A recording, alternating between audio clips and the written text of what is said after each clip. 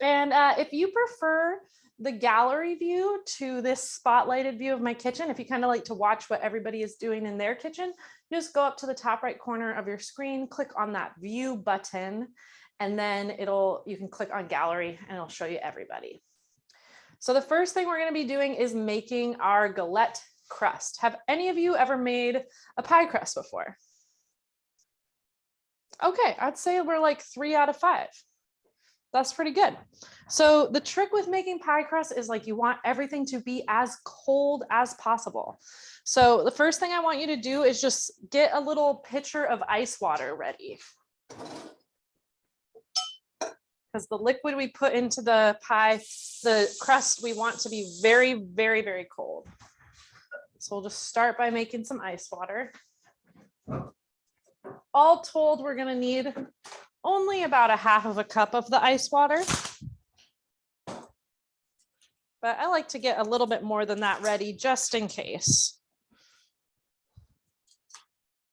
Is everyone's butter in their fridge? Okay, good. That's important. The butter needs to be as cold as possible too. So keep it in the fridge. I'm currently taking a food chemistry class from Harvard, and I'm learning all about, Luigi, knock it off. I'm learning all about phase changes. So what temperatures things change phases. So with butter, you know, it's going to be changing phase earlier than the water in the dough, or I mean, later than the water in the dough. So the water is going to evaporate. Sorry, I did that wrong. Harvard would be embarrassed by me. The butter will turn to liquid and then the water will turn to gas. And if we put a little bit of hard alcohol into our dough, that will evaporate at a lower temperature than the water. So it kind of helps get the pie crust even flakier. So if you want, you can put a little splash of hard alcohol into your water. You don't need to do it, but it's just a cool piece of science that I always did it and I never knew why.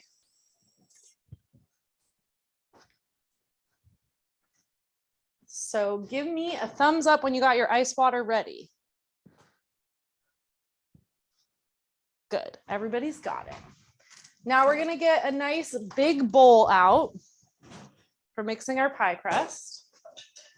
And in that bowl, I want you to put 2 cups of that flour that I got for you guys from Lonesome Whistle, the soft white pastry flour.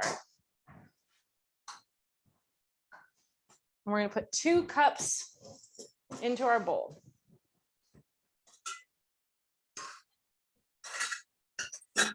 Lonesome Whistle is another, I think, often overlooked vendor at the farmers market. They grow a ton of grains. I love their products. I use a couple of them quite often. Their corn flour is really flavorful and amazing in cornbread or pancakes.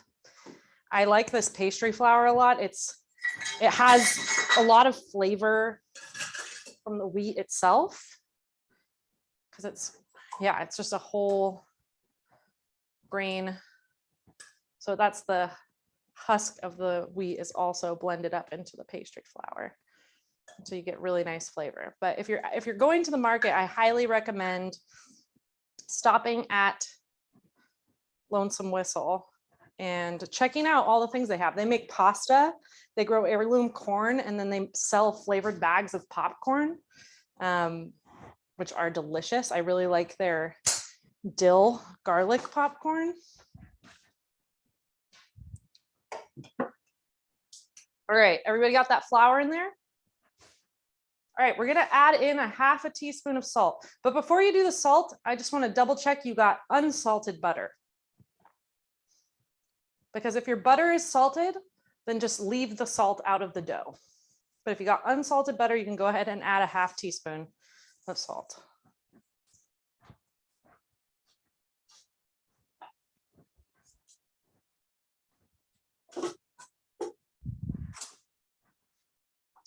And then once you've added the salt, we're just going to mix it up with a fork. Just use a fork to mix up your salt and flour.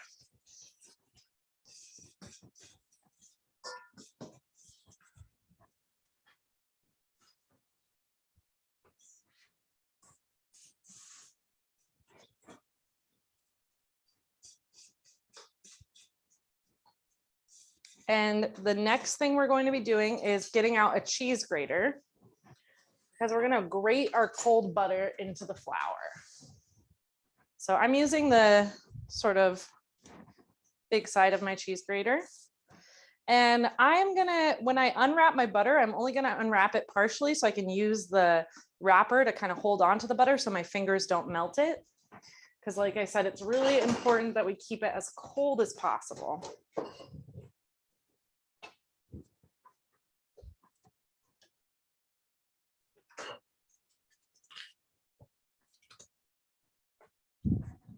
So just take one stick out at a time and grate it, being careful not to grate your fingertips.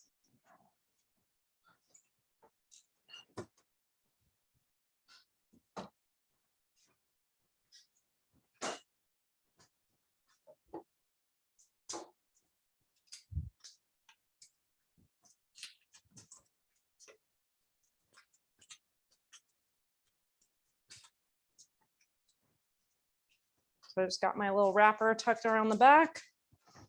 And I just grate kind of quickly.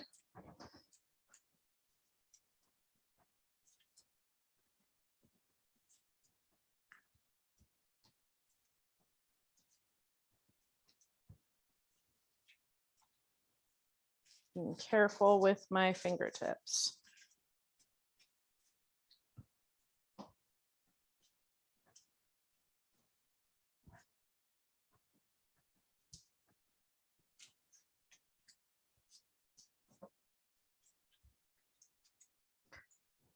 And once you finish that first stick, you can use your fingers to just toss the butter lightly in the flour, trying to break it up so it's not all clumped together.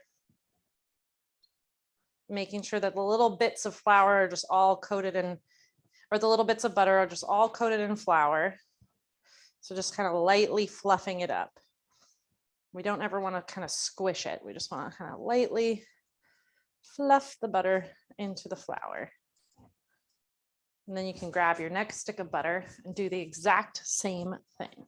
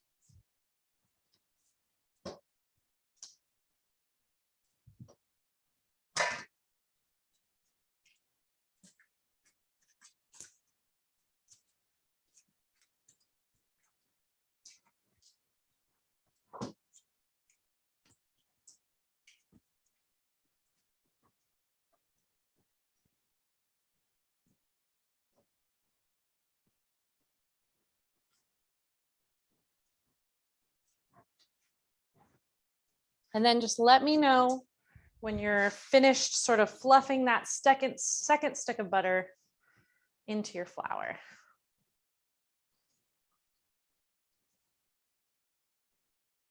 My dog is just kind of creeping up behind me, staring at me, thinking I'm going to drop some butter for him or something.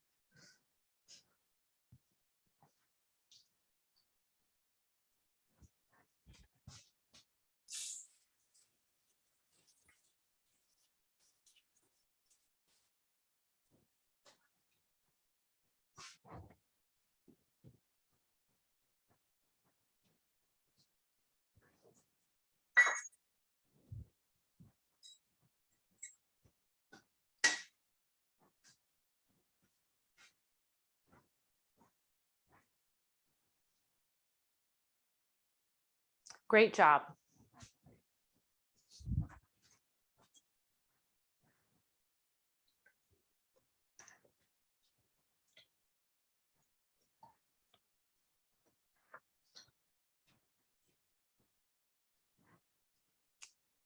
The next thing that we're going to do when you're done with the grating and the fluffing, and I can see that most of you are still kind of grating away, so don't be worried. You don't have to rush it. But you're going to measure out a half a cup of your ice water. We don't want any cubes in there, just the water, half a cup.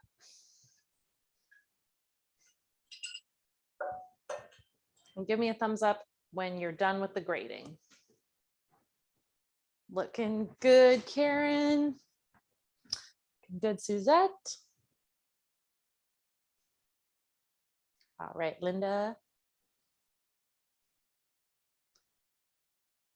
I can see some people are measuring out their water.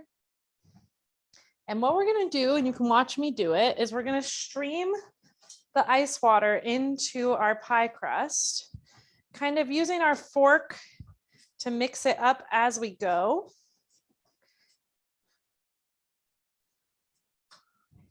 And then, you know, once you've streamed in that whole half cup, kind of stir and fluff up the flour and the butter. You should see it start to clump together. Now my dough is looking a little dry, like there's a lot of crumbly flour at the base of my bowl still. I'll show you what it looks like. I have some bigger chunks that are clumping together here, but here I still have some just powdery flour. So I'm just going to stream in a little bit more water. I don't want any of that powdery flour there. And as soon as it's all kind of clumpy, then we're going to use our hands to gather it into a disc. So I just added a little bit extra water. Just probably, I don't know, probably a tablespoon or two more for mine. And we're all working with pretty similar ingredients here. So I'm guessing you're going to need an extra tablespoon too. And then I'm just going to use my hands to kind of clump this dough into a disc.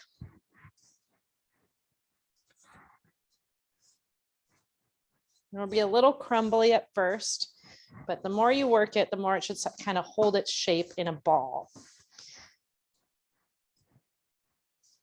So I'll show you what mine is looking like now. Started to kind of clump together. Looks like this. And as soon as you get a nice disc of dough that's kind of holding together, and if you see that still parts of it are kind of crumbling apart, that's okay. You can kind of press them onto the top of the dough. And we're going to be wrapping this dough in saran wrap. Or you can put it in an old plastic bag. And it's going to go into our fridge.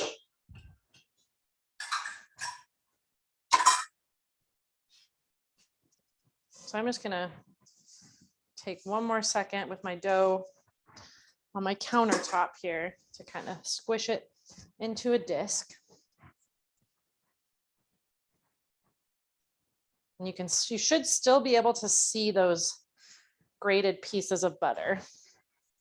We want to be able to see them still.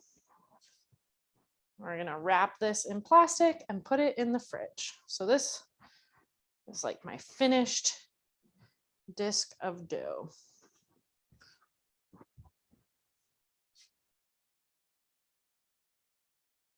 And it's a little dry and crumbly, but that's totally okay.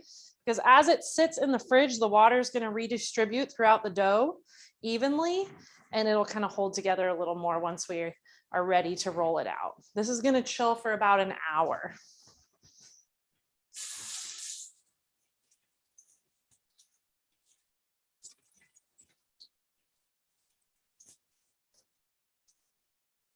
And this is just your very basic pie crust recipe. You can use this for a sweet or savory pie. It just had a touch of salt in it. Gracie, Yeah. I've added maybe an extra quarter cup of water. It's still not holding together at all. Should I add more water or just keep working it or what? Let me see it. It should hold together when you work it. I can't see it. Lift it up a little more. Oh yeah, that'll hold together. Just turn it out onto your work surface and press it down with your hands, and it should come together.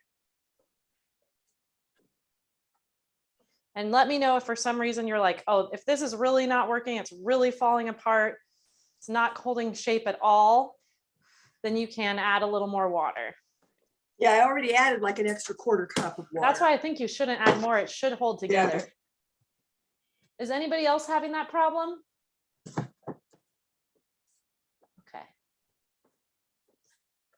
Then you put 2 whole sticks of butter in there? Yep. 2 cups of flour? Yep. Okay. Well, it should come together. Is it still not coming together at all? It's better, Okay. but it's not like yours. It's pretty crumbly. Well, you can add a little more water then. If it's totally falling apart and not holding a shape at all, then you're going to need more moisture. I just can't understand why you would have such a different result than the rest of us. I don't know. Yeah, it's a half. I started with a half a cup. Maybe I used the wrong measuring cup, but okay, it's doing better. Okay, good. That's just one of those things, maybe just your house is a little more dry or something, a humidity thing. Maybe. So we're making it into a disc and then putting it in the. Yeah, it should get wrapped in plastic and then you'll put it in your fridge. I just wrapped mine up. It's in a disc shape here. I'm just going to place it in my fridge. And then we'll just take a couple minutes to tidy up. You can do those dishes that you just made dirty. And we're going to clean our work surface off if there's any flour. I did a good job of kind of getting flour all over the place. But we need a nice clean work surface because the next thing we're going to be doing is just chopping up all our vegetables.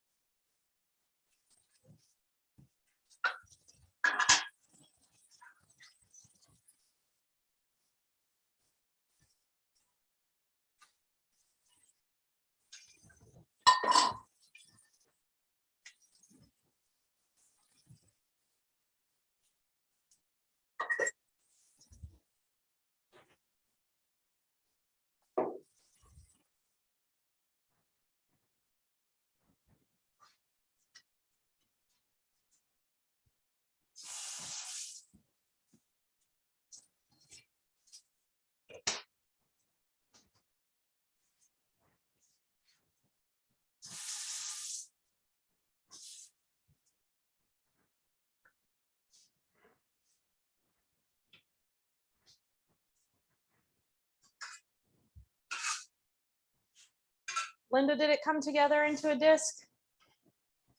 Yes, it did. Okay, good. It feels just right now. I'm glad we didn't add any more water. But Okay, good, good, good.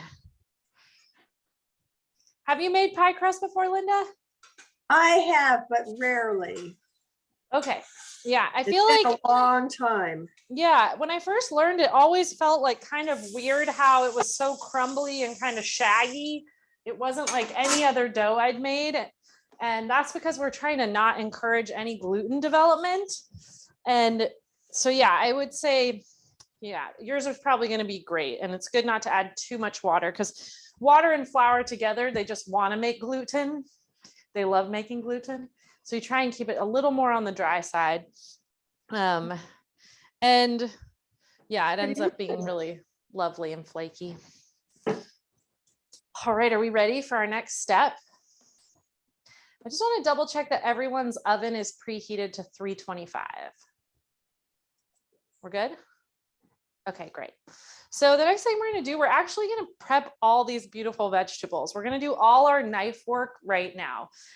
This in a professional kitchen is what's called mise en place, where you just kind of get everything set up and set in place is what that translates to. So the first thing I want us to work with is this green garlic, because it is probably one of the most exciting ingredients that we're working with today, just in that it's a very specifically spring ingredient. It's something that's only here right now. It'll probably be around for another couple weeks, and then we'll get into a different phase of the garlic process. So green garlic is just garlic that has been pulled out of the ground before it formed its bulb. And when I first was introduced to it, I thought it was really ridiculous that farmers would pull the garlic out before it formed a bulb. It seemed really stupid and impatient to me. But now it's like like Casey and Bob said, it's one of the things I like really look forward to in the springtime. I bought 4 bunches for myself just for this week because I use it instead of garlic during this whole time. You don't have to do any peeling. And I'm excited. If you haven't worked with it before, we're going to be finely chopping up the entire thing from the tip of the green stems all the way down to the white part. We're going to finely chop it up. And it's going to go, if you already chopped your spinach up before class, it's going to go right in with your spinach.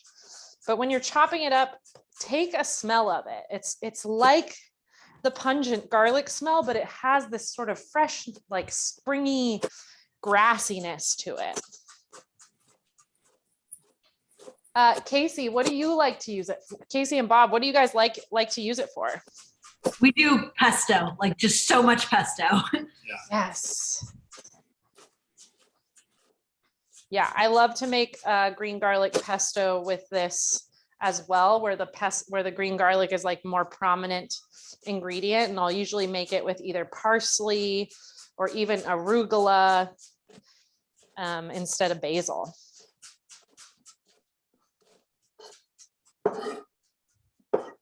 So this is how I'm chopping it. It kind of looks like this. Just really thin little circles of the green garlic. Is anybody here a green garlic newbie? Never used it before? I've never used it. Awesome. We have 3 of you. I love that. What do you think of the smell? I love it. So there's a saying that things that grow together go together. And I would say that's very true. Green garlic is so good with the other sort of for early spring ingredients like asparagus, morel mushrooms. Yeah, I love eating it with the first, like we're going to do today with all these fresh greens. So I definitely recommend getting more of it if you like it.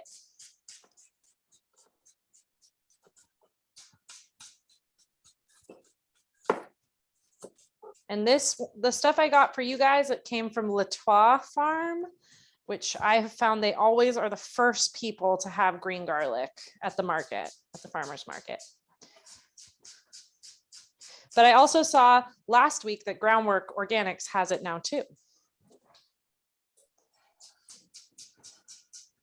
Here in Eugene, I've noticed that the farmers like to harvest the garlic at all of its different phases. So what comes after the green garlic is what's called fresh garlic. And it's before the garlic is cured. So it still kind of has that pungent garlic flavor, but it's really easy to peel because the skin of the garlic hasn't dried yet. It's still sort of soft. And it's also sweeter than the cured garlic. Another byproduct of the garlic growing process is something called garlic scapes. And they're like, when the garlic is growing, it tries to shoot up a flower and it looks like a little spiral. It kind of twists and you can just snap it right off the plant. And that tells the plant it's not time to flower, send your energy back into your roots. And that's when the bulbs start to get really big.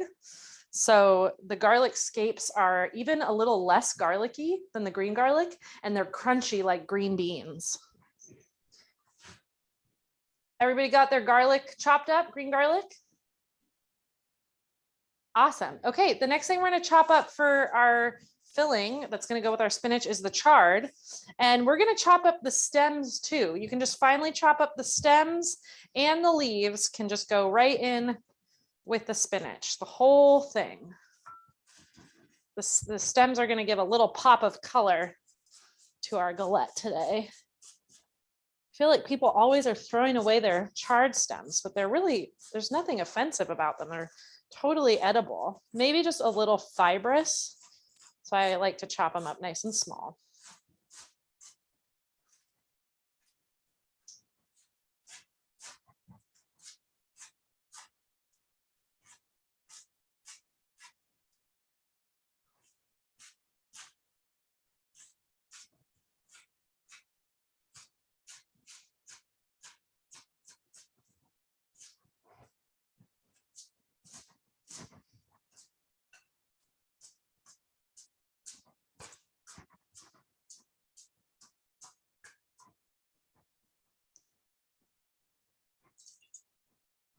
And that'll just go right in the bowl with that spinach as well.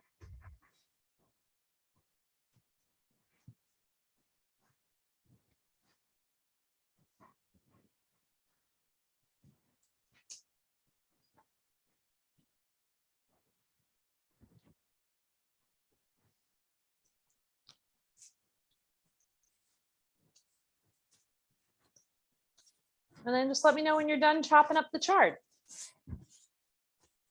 Excellent, excellent. We're getting there, getting there.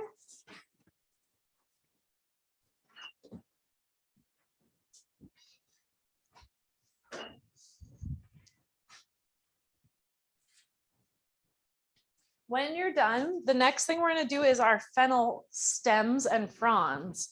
So we're just going to chop up everything until we get to the white part. And you're going to, if the fennel stems look really, really thick, you know, take a little extra time to get them nice and small.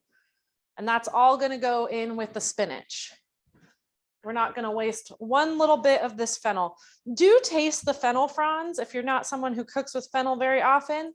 If you have a hatred for black licorice or black licorice flavor, you might not like fennel, in which case I will not force you to eat it, but I'm hoping that you'll give it a chance.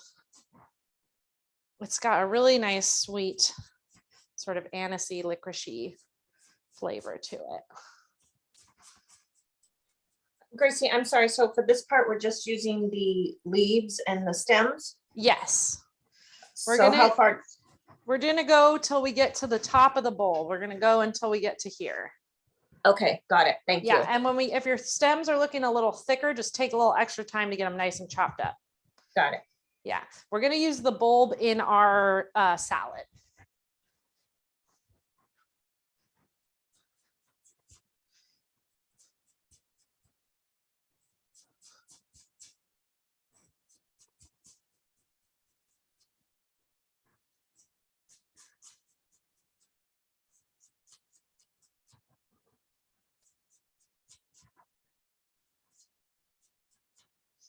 I recently went on a trip to New Orleans and I learned a lot about the food traditions and the food culture of that area, of the Cajun and the Creole people, and the difference between Cajun and Creole and how their food culture came to be. And it was so interesting to me.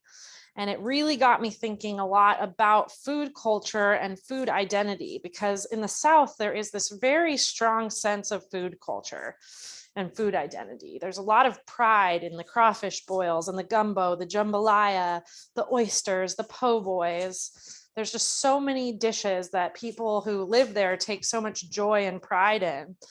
And I was trying to think, what is our food culture here in the Pacific Northwest? What dishes define our culture here? And it was hard for me to really think of dishes. I could think of ingredients, blueberries, hazelnuts, salmon, but I couldn't really think of dishes that really define the Pacific Northwest. And I think, you know, with the Cajun and Creole people, they were immigrants, you know, some from France and some from Spain and some from Canada.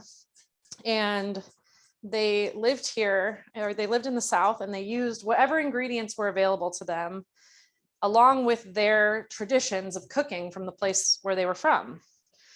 So really, any food culture that's in the United States is going to be some iteration of that, of immigrants or the descendants of immigrants learning to work with the ingredients at hand. So in that way, I think what we're doing here in this class is just creating food culture for the Pacific Northwest. And that is really exciting to me, because I'm bringing, you know, just my experience in restaurants and from my ancestors to the table with just the local ingredients. And I think here in Eugene, we have some of the best ingredients I've seen anywhere in the entire world. Not that I've been to the entire world, but every time I come back here, I'm just so excited to get the fresh produce. And did everybody get their fennel fronds all chopped up? Excellent. Okay, while we're here working on fennel, we might as well finish the job. So we're going to cut this bulb in half, like so.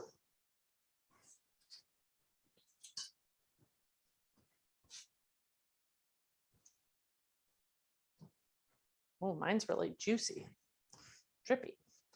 And then we're just going to thinly slice, going from the stem end towards the root end.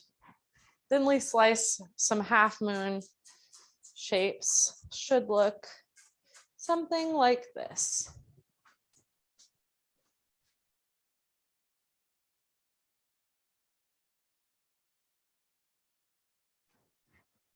And you can taste a piece of the bulb and see how it's got a slightly different flavor than the leaves. It's a little more watery and juicy, and for me at least, it's a little sweeter.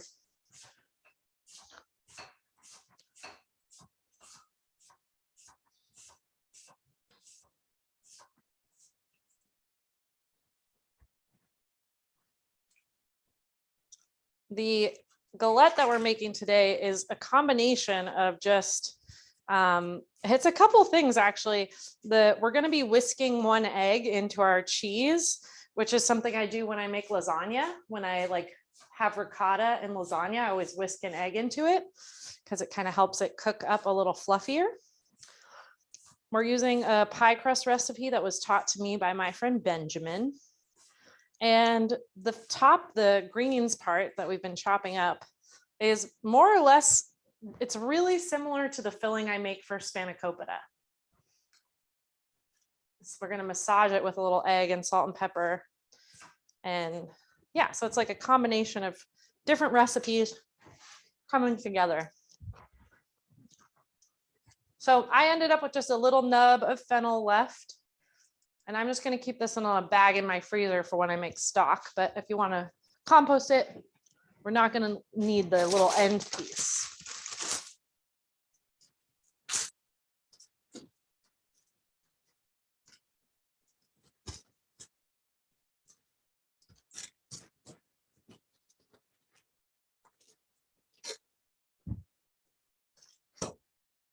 And the fennel can just go into a little bowl for now. We're not going to worry about it until it's salad making time.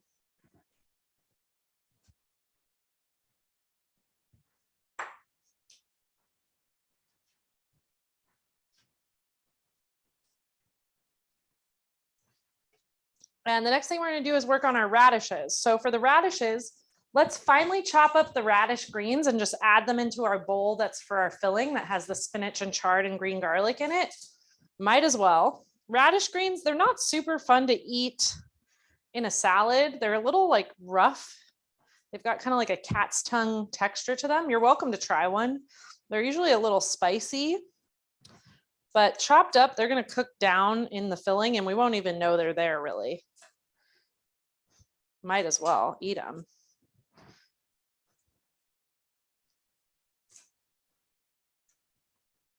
Now, these were definitely the best looking radishes at the market. They were from Wintergreen Farm.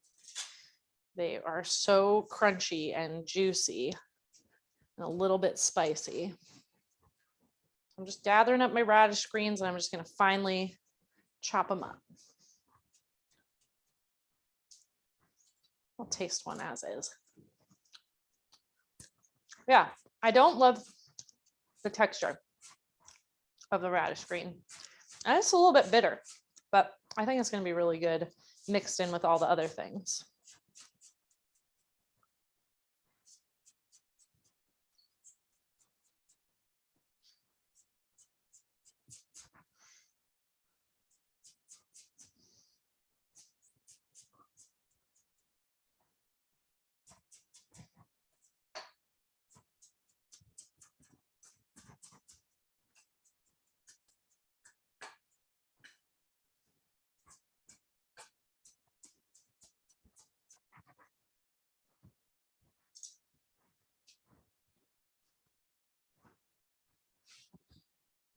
We got a nice bowl of greens coming along here.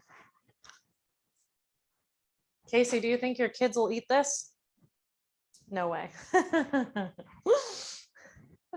Oh, well, it was worth a shot. Okay, the radishes, we're just gonna, you can cut them into just quarters or eighths, depending on how big they are, but I'm gonna go something like this. I like to leave just a little bit of the stem there because I think it's kind of cute.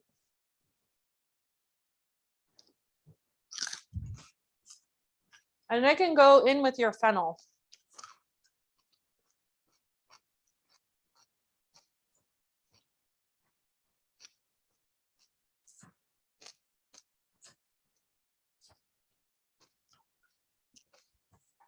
Mine, the one that I just ate, had just a little bit of dirt on it.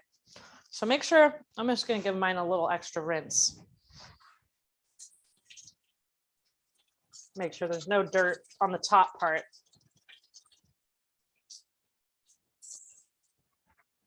And I am cutting off the little rat tail of the radish. Don't want to eat that. Not that it's inedible, it's just, it's not the best texture. Oh, these radishes are really good.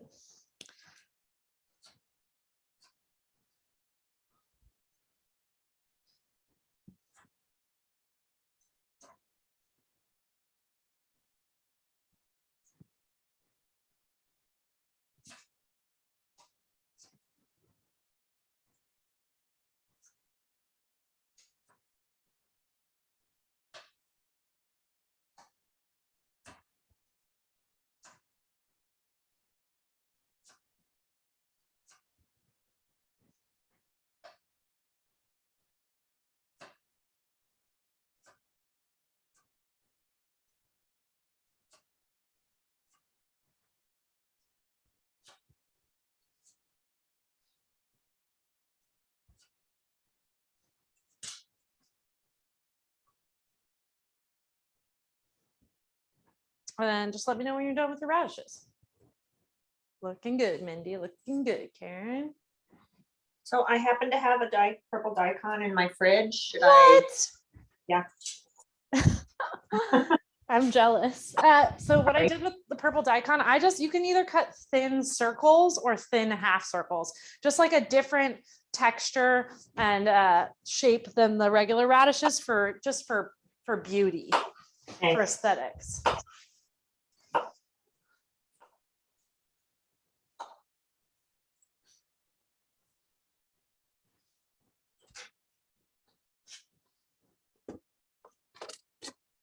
The next thing we're going to be working on is our beet, and you're going to need a vegetable peeler for this. And I'm just going to peel the beet first and just discard the skin. But I got these beets because I just thought they were so cool and long. I had never seen this beet variety before, and they are so sweet. So I'm gonna be a little weird here. My favorite thing to do with beets, I love using them as lipstick and blush.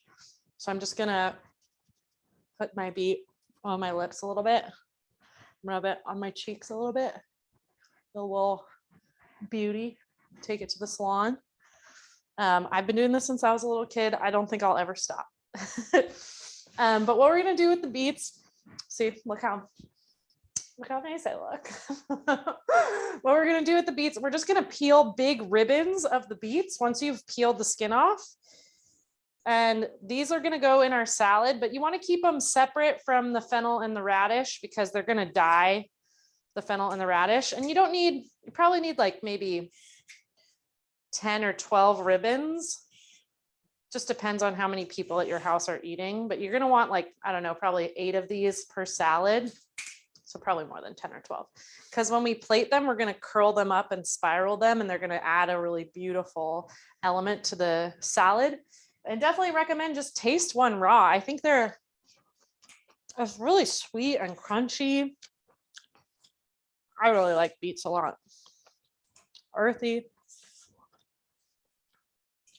So you don't have to shave the whole beet into ribbons, maybe half of the beet. And the rest we're going to cut into longer pieces to roast with our carrots.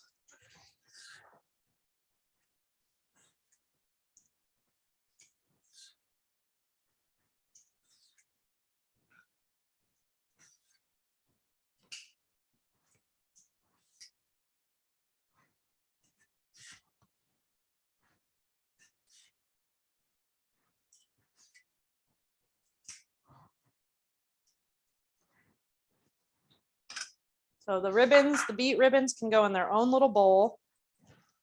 So this is what my leftover beet looks like. It's kind of funny shaped where I shaved off. So I'm just going to cut it into pieces that are kind of similar thickness to these pretty purple carrots.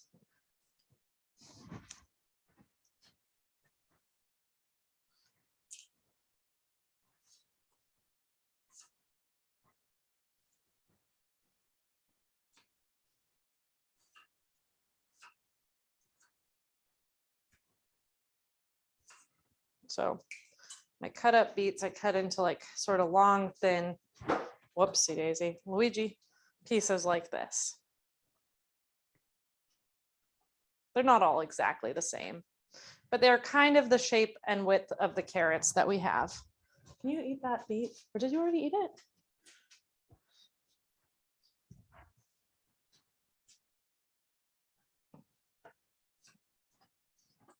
And once you've cut up the beet, we're going to go ahead and toss our carrots and beets with a little olive oil. I'm just going to roast mine in a little cast iron pan. You can use a sheet tray lined with parchment. Probably going to use about a tablespoon of olive oil, maybe a little more, a drizzle of olive oil and a generous sprinkle of salt on them. And then we're going to put them in the oven.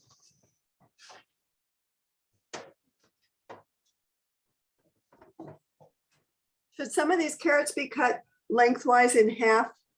If they look exceptionally thicker than the other carrots, then yeah, you can cut them lengthwise. If they look to be, the carrots that I found at market were pretty small. So unless you got like one that's looking like it's like twice as big as your other carrots, then you can just leave them whole as is.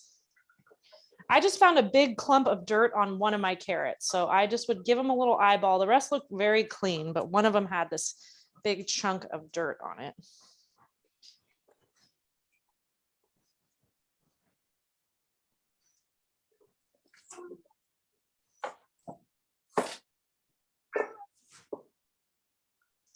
These cute purple carrots were from Groundworks. I just could not resist. So we're just going to toss them in a little olive oil and salt, and they're going to go right in our oven. These are probably going to cook for almost an hour. We just want them to get nice and shrivelly and tender,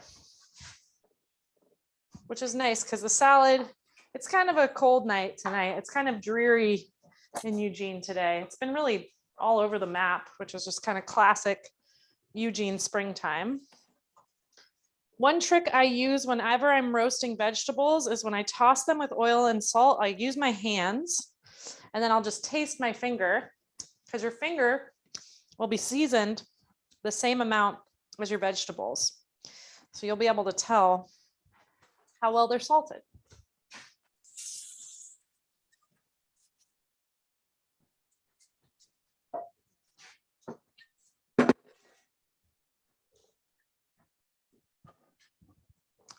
So after you've got those carrots and the sliced beets in your oven, you can go ahead and just take a second to tidy. We have one more thing that we're going to be chopping with, which is just our mint. And then we'll be done with our knives. So, but I just want to tidy up. If you have purple beet juice all over your cutting board, you can kind of clean that off real quick.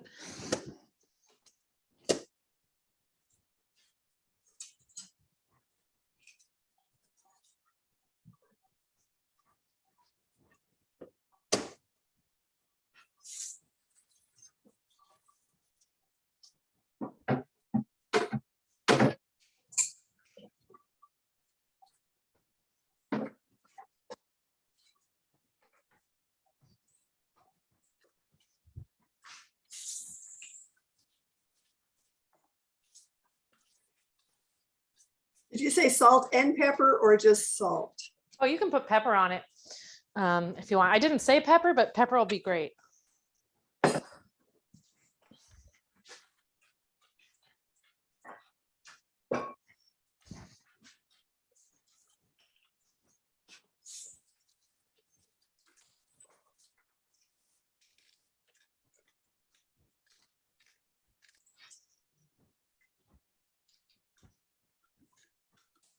And then into the oven at 325? Yeah, the oven's at 325 because that's the temperature we want to candy our nuts at, which is the next thing we're going to do.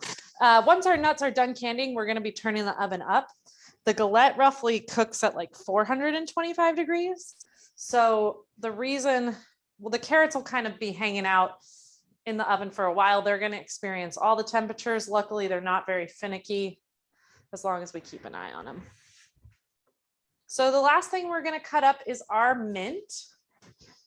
And this is going to be for our yogurt dressing. This was also from Groundworks. It was really nice to smell this. And the way we're going to slice the mint is called a chiffonade. So what you do is you stack the leaves on top of each other, like a little stack of dollar bills or something. So I'm doing about 10 at a time. Kind of stack them up like this. And then I roll them into a little tube, like a little cigarette, a little mint cigarette, like so. And then I'm just going to thinly slice it, going from the tip of the leaf down to where the stem would hit, as thin as I can get it. And that's a chiffonade. And the reason we do that is because mint is one of these herbs that bruises really easily. And we want it to stay really fresh and nice. And so cutting it carefully like this helps it stay really fresh and not get bruised. And we're going to do that with all of our mint. Everybody got, I think, 2 or 3 sprigs of fresh mint. And as soon as you start slicing it, you should be able to smell it.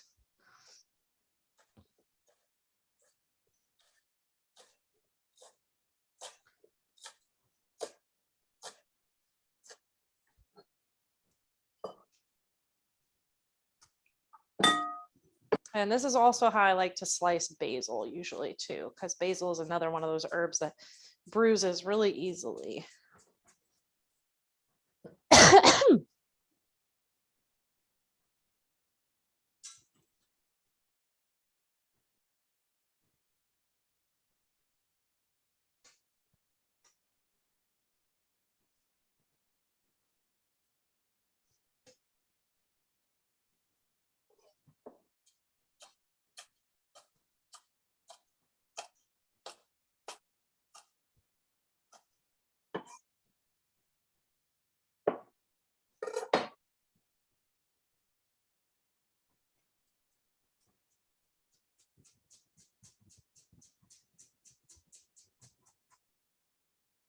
And hopefully we'll each end up with about a 1/4 cup of thinly sliced mint.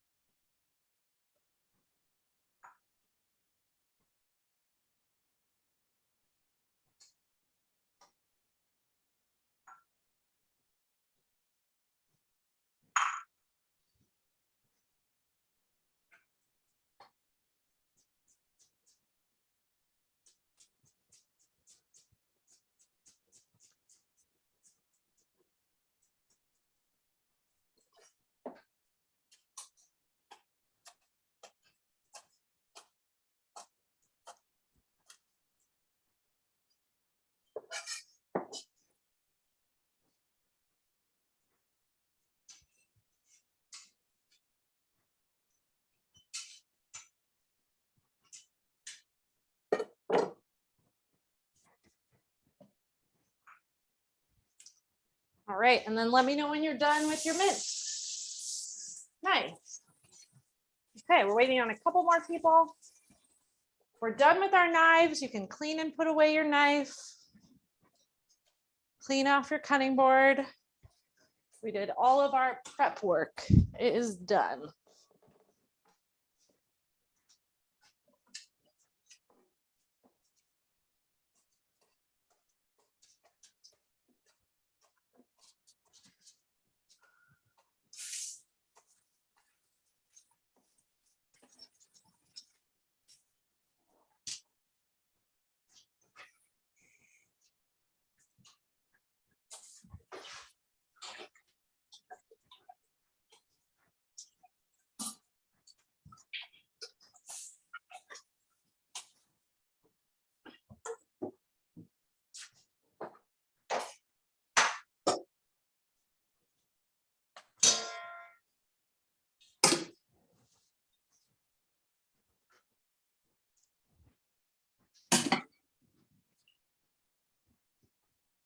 All right, everybody ready to candy some nuts?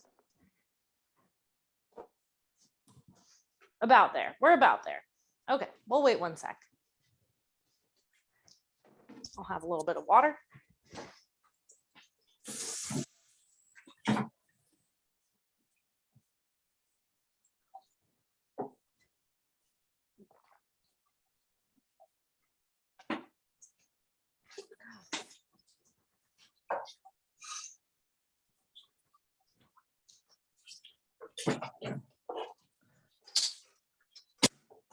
When you're ready to candy your nuts, we're going to get out a small pot. And in that pot, we are going to put a 1/2 cup of sugar.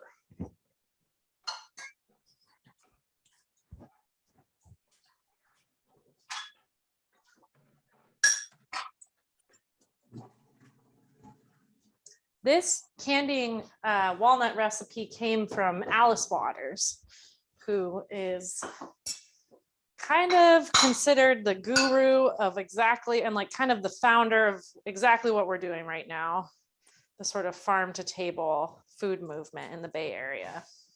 Started Chez Panisse restaurant. She is a major hero of mine, a major kind of a food icon that I admire a lot. And she has a lot of books. The Art of Simple Food is one of my favorite books. And it's really set up the same way. I'm making a cookbook from these Eat with the Seasons classes that we're going to sell at the farmer's market. And it's very inspired by her cookbooks. So give me a thumbs up when you got a 1/2 cup of sugar in a little pot. We'll wait for Linda. You're good? Okay, great. Then we're going to put a 1/4 cup of honey. Everybody got some honey from Humblebee, our local honey producer.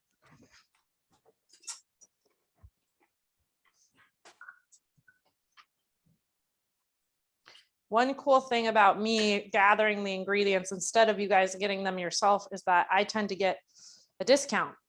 So they end up being a little more affordable, which is great. So 1/4 cup of honey. And then we're going to do a 1/4 cup of water. And I just get the water a little warm first so that it can kind of rinse out any excess honey left in my measuring cup. So 1/4 cup of honey and a 1/4 cup of water.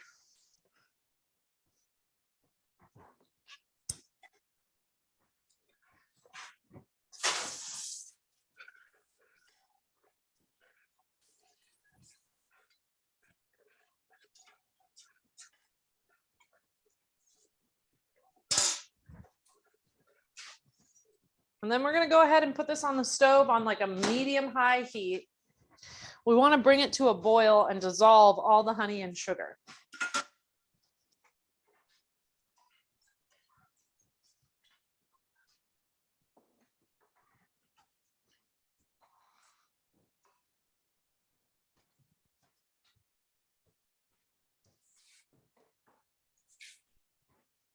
You can put your sugar and your honey away. We're going to go ahead and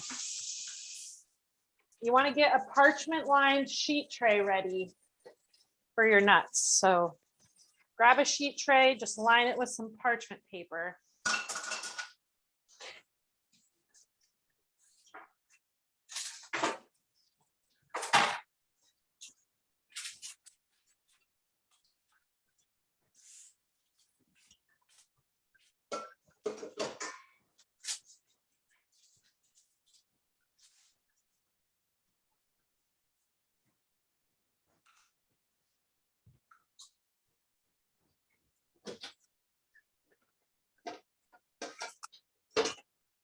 You can actually, while you're at it, line 2 sheet trays with parchment because our galette is also going to need a parchment lined sheet tray. So while we're here, we might as well prepare 2 sheet trays with parchment paper.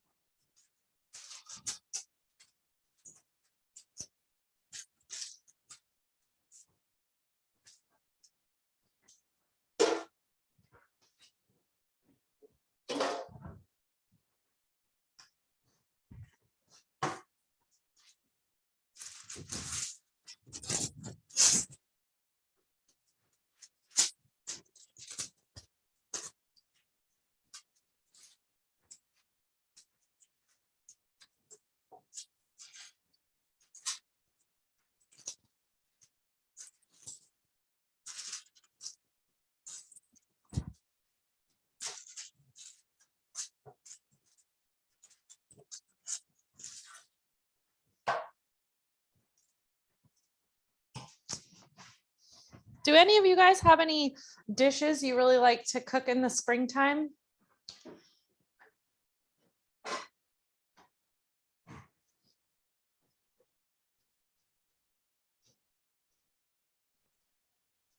Favas.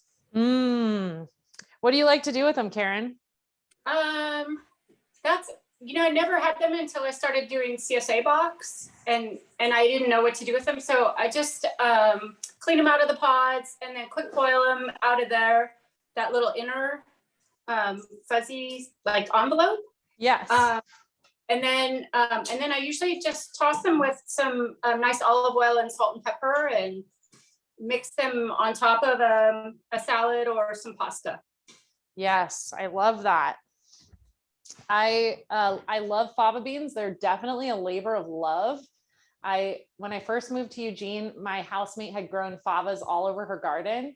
And because they're really good to grow over the winter, they grow really well and they fix nitrogen in your soil. And so she had a fava party for our block party and had all the neighbors come over and shell favas together. And it was such a fun task to do while we were all chit-chatting and having cocktails. It made it much more fun because after working in restaurants and doing favas by myself, I was like, I don't know about these. But when you do it with friends or family or neighbors, it's actually really fun.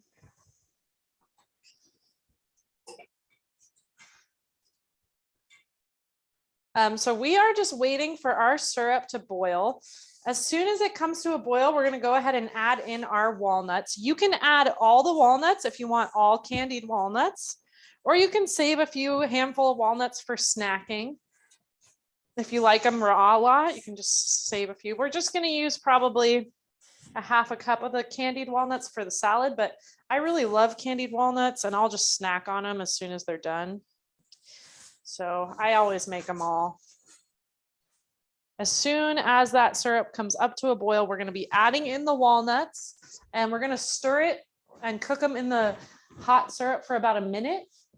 And then we're going to take them off the stove and let them seep in the syrup for about 3 to 5 minutes.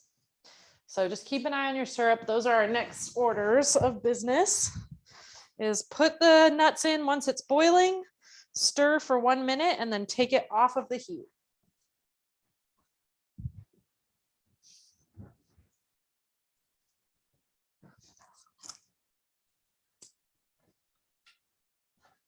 And you can use this time while you're waiting for your walnuts to boil to make sure to kind of put your eyes on them, make sure there's no shell or any chaff.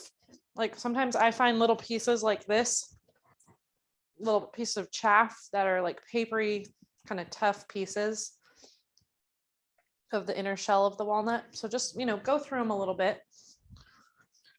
That's one of the cons of buying locally roasted nuts. Sometimes you get little pieces of shells, but we can pick them out ourselves. Okay, my syrup just came to a boil, so I'm going to go ahead and add in my walnuts. and give them a stir for about a minute.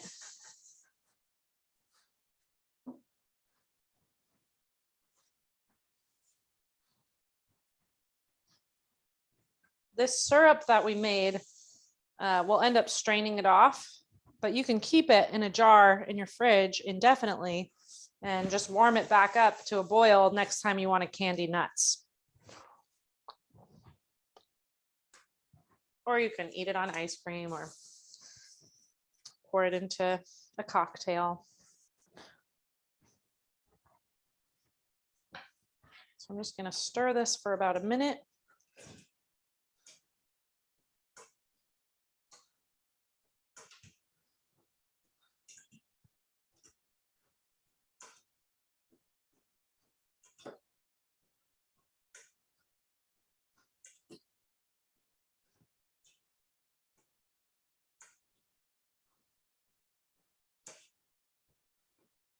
And then I'm going to take it off the heat and just let the nuts kind of hang out in this syrup for, I'll set a timer for 4 minutes after I've removed them from the heat.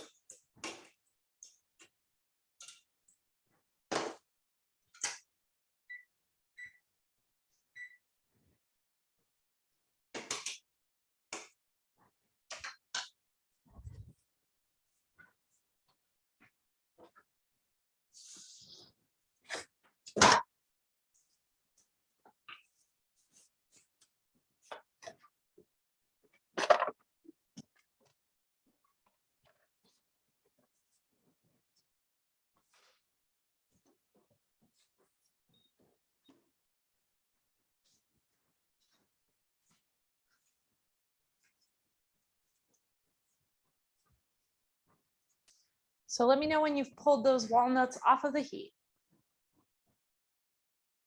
Awesome.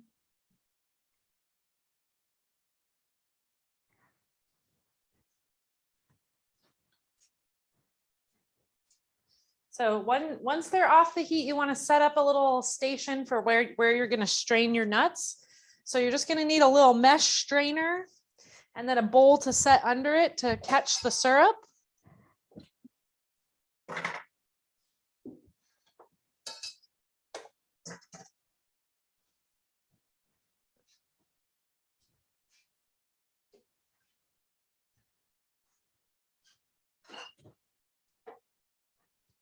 And then everybody can go ahead, if your eggs are in the refrigerator, you can grab your eggs out.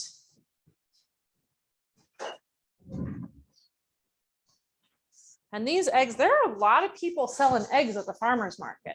It was hard to choose which farm to buy from. So I decided to buy them from H.o.W farm because I hadn't had their eggs before and they seemed just like really sweet people. And they were selling eggs. They also sell pastries.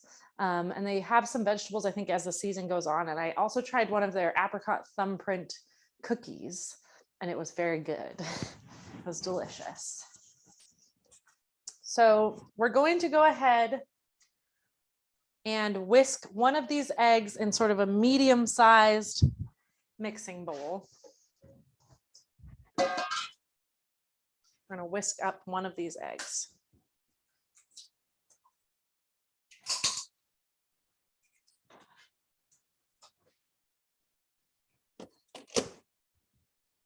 So there are a couple of different ways that I judge egg quality. One is the color of the yolk. So the more golden yellow it is, the more usually means the more protein and sort of nutrients are in the feed for the chickens. And the other one is like shell strength. So if the shells are really hard, it means the chickens are getting a lot of calcium. So these eggs look pretty good. I would say the shell didn't seem particularly strong and the yolk isn't like vibrant golden yellow, but still definitely a league above what you would get at the grocery store. Hey, Gracie, I'm so sorry. I missed that. I had to put my daughter to bed. So what do I do with the egg? We're just whisking one egg in a bowl, Okay. a sort of medium-sized mixing bowl. And were you able to get your nuts cooked and they're kind of set aside? Yes, sir. Awesome.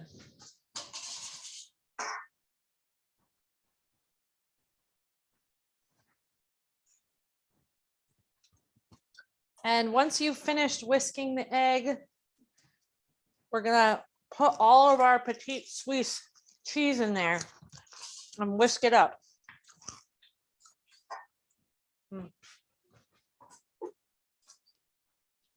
And if you didn't taste it yet, make sure you taste it before you put it in the egg.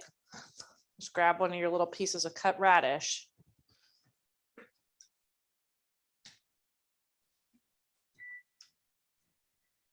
Okay. And my timer for my nuts just went off, so I'm going to press pause on the cheese egg mixture, and I'm just going to strain my nuts.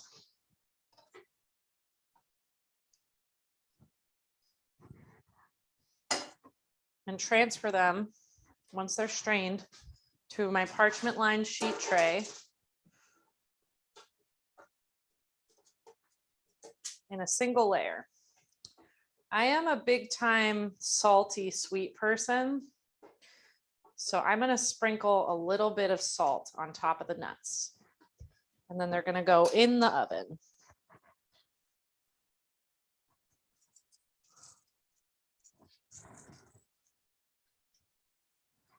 So this is what my nuts are looking like.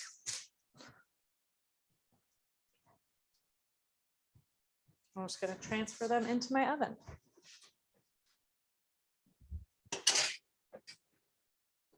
And then I'm going to set a timer for 5 minutes. Now the nuts will probably take 15 minutes to candy, but I just like to check on them every 5 minutes and give them a stir. And once you got the nuts in the oven, you can just go back in and finish whisking up your cheese with the egg. Whisk it really well so it fully incorporates.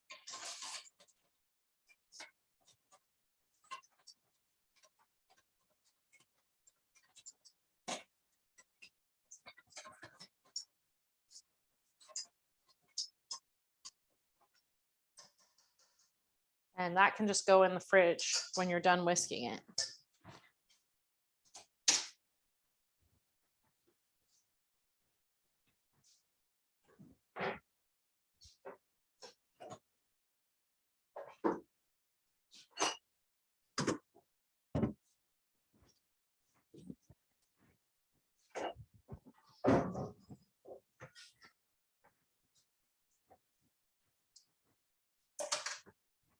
So at this point in time, you should have your nuts in the oven.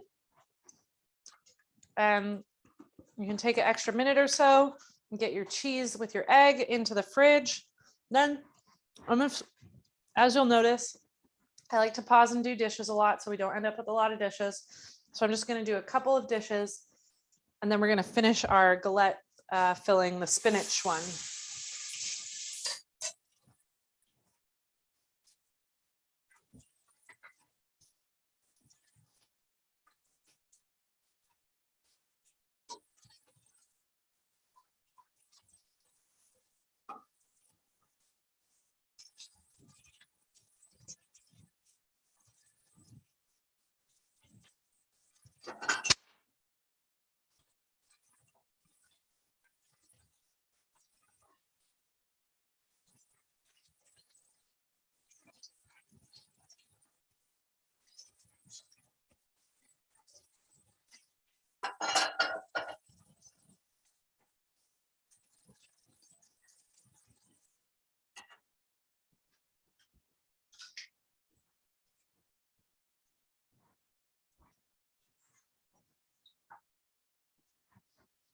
Now, grab your bowl with all your chopped greens and green garlic in it.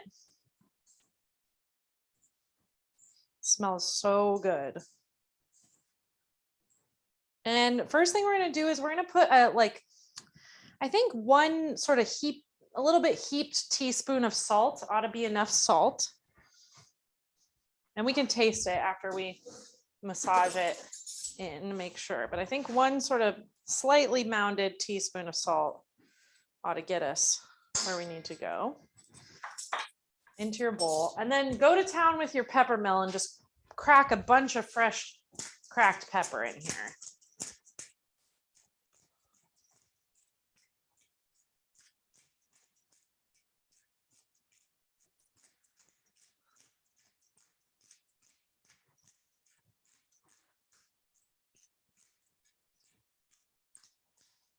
I'm probably cracking in around half a teaspoon worth of freshly cracked pepper.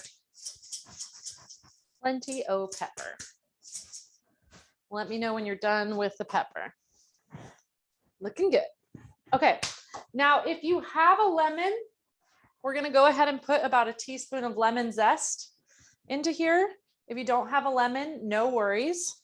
It'll still be delicious. I'm sorry I didn't get you a lemon. The lemons were, well, there were a couple lemons at Upriver Organics, but they were green. And I didn't think that was gonna work for us. I didn't want anybody working with green lemons. Would lime zest work, Gracie? I think it would be kind of weird. Okay, Yeah, let's not do lime zest. okay. Yeah. And then we're also going to add in a tablespoon of lemon juice. And if you don't have lemon juice, you can do vinegar. You could do red wine, sherry vinegar, champagne vinegar, white wine vinegar. All of those will work well. So a tablespoon of lemon juice or vinegar.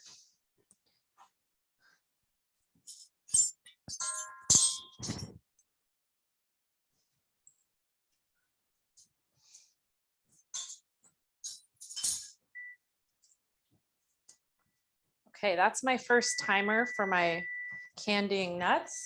So I'm just going to take a minute here and give them a stir.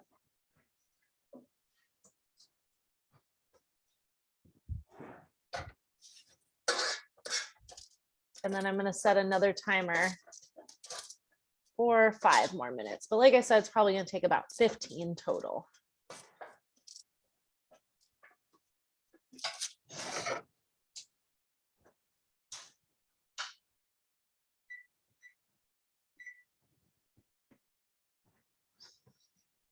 Okay, and once you've got your salt, pepper, and lemon juice or vinegar in your greens, we're just going to kind of massage them down with our hands.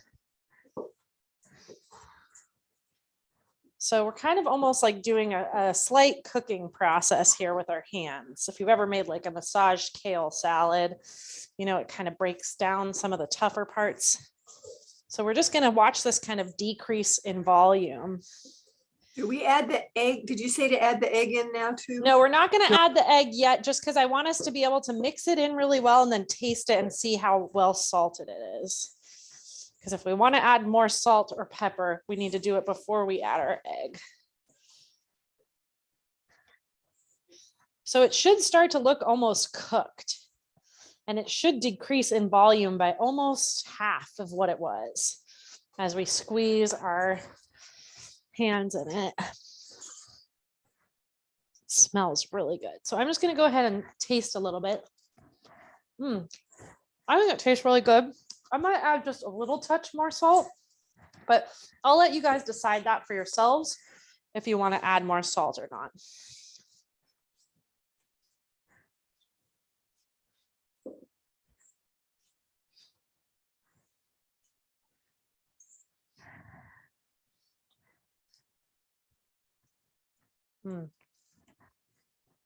It's yummy. Yummy already.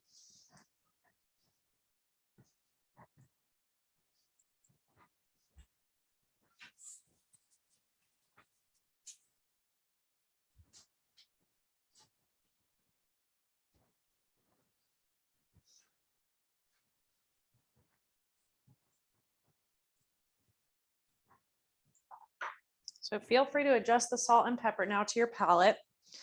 And then I'm noticing these eggs are pretty tiny. So I think I'm going to add in 2 of them. And before I add them in, I'm going to whisk them up really well in a separate bowl, and then I'll add them in and just combine them so that they're nice and well mixed in. So I'm doing 2 eggs. Originally, the recipe says 1, but these are pretty tiny eggs. Some of these eggs are, at least I'm guessing we all have pretty similar eggs, but they look real small to me. So I'm going to go ahead and do 2.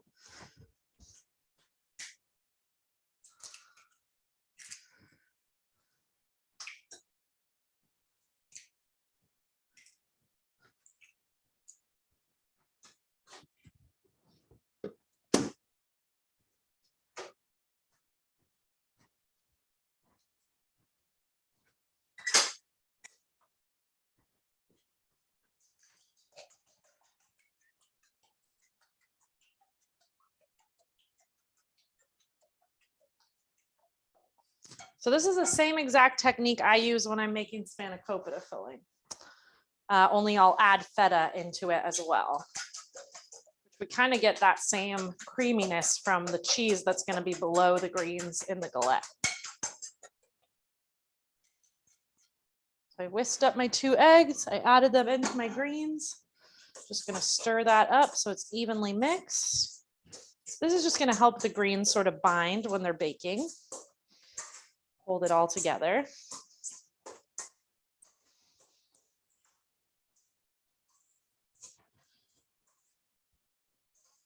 Once you get your eggs mixed into your greens, you can go ahead and put them in the fridge.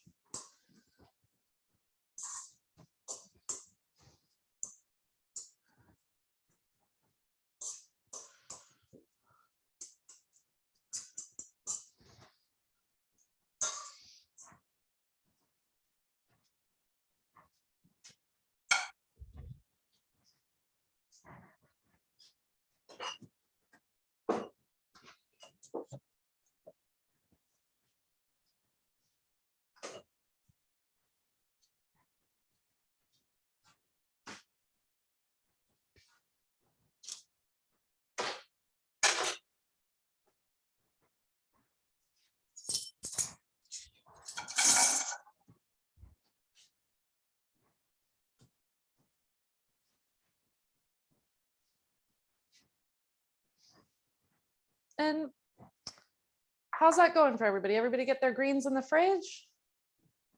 Awesome.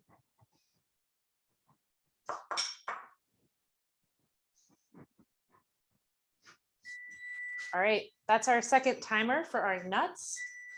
So I'm going to turn the timer off. I'm going to give my nuts a stir. We want to see them start to develop a little golden brown color. I know my oven runs about 10 degrees hot. So my nuts might be done already if I start to see some golden brown color developing on them. If not, you can go ahead and put them back in the oven for another few minutes. I'm also, while I'm opening my oven, I'm going to give my carrots a stir. Just toss them around a little bit.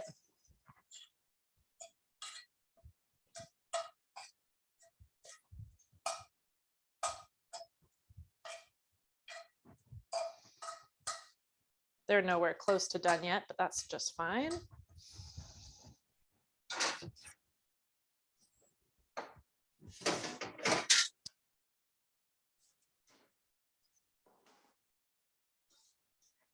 And yeah, I think I'm going to give my walnuts another 3 minutes, just for good measure. They're starting to look pretty, actually, you know what? I think they're done. I'm flipping them over and I'm noticing that some have got a little dark coloring on the edges of them where they were touching the pan. So I think they're about done, actually. Well, yeah, I'm going to call it. I'm going to let these cool off. If you decide your walnuts are done, we're going to be cranking the oven up to 425. If your walnuts need another couple minutes, no worries.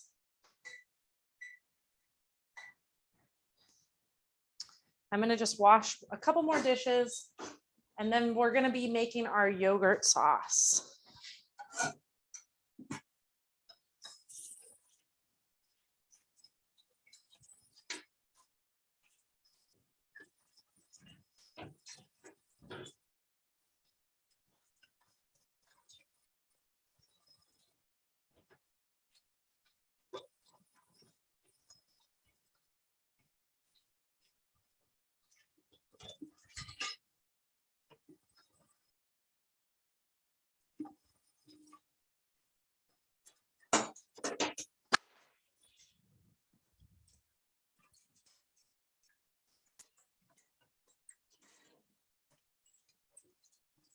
Actually, I take that back. We're going to make our galette next and get that in the oven. And then we'll make our yogurt sauce once we've got our galette in the oven.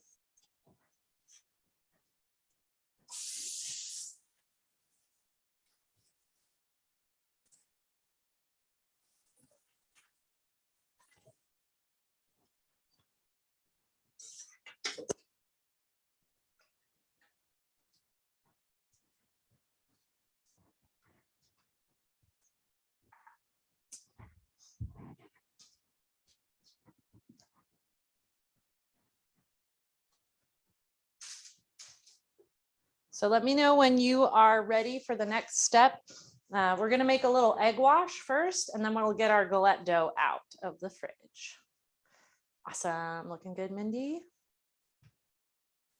Looking good, Linda.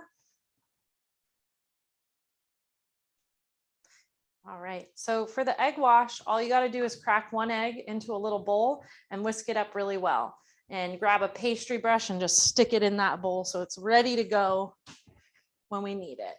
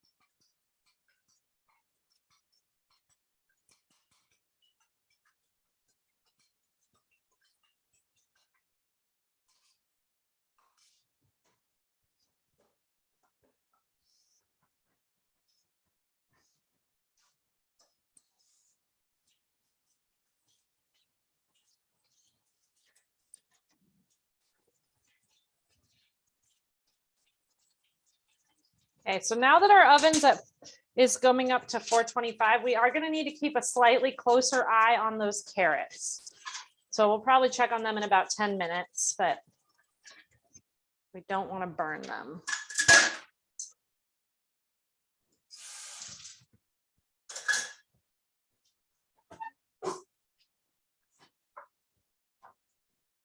All right, you can go ahead and grab your galette dough out of the oven.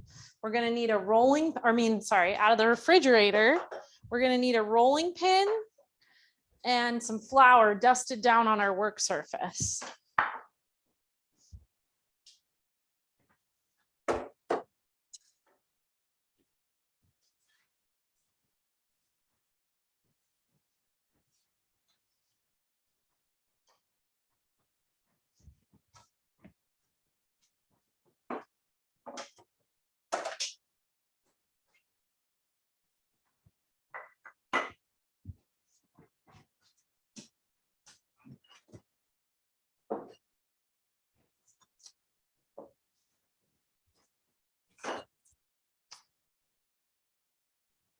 So I have a little trick for when I'm making galettes and pies.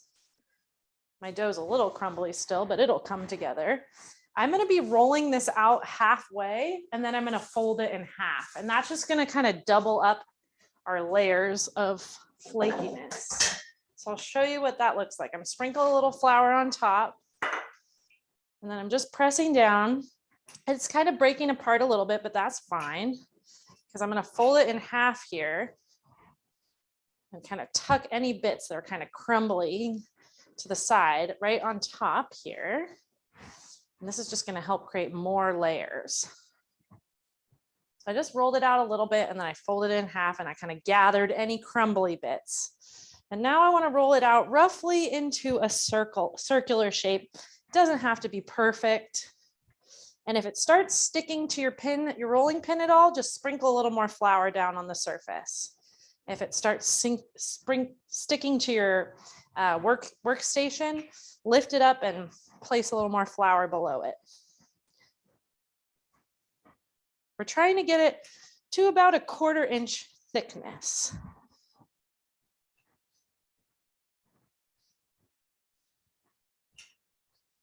You hopefully can still see those nice little pieces of butter in there.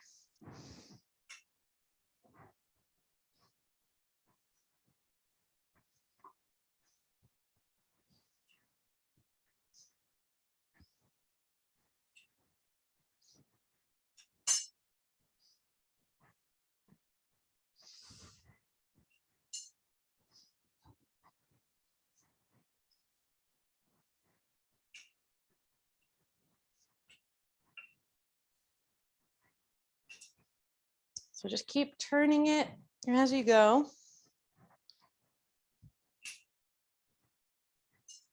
So get a nice big, about a 1/4 inch even thickness all the way around it.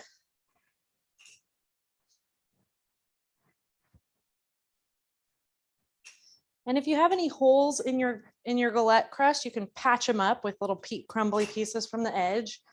Just patch them in. So my galette's looking, the crust is rolling out pretty nicely here. Say it's about 1.5 feet in diameter.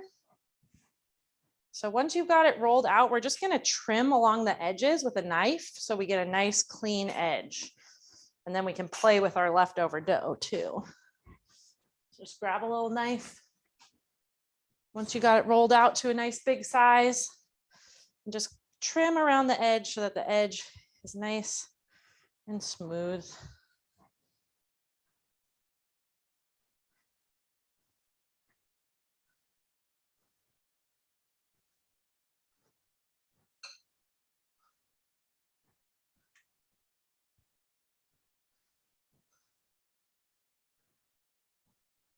So I have about this much dough that I trimmed off from the edges. And I'm just going to save this. We're going to re-roll it out and make little flowers to put on top of our galette because we're celebrating springtime.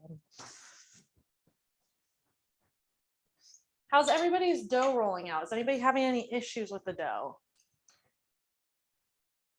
You all look very focused.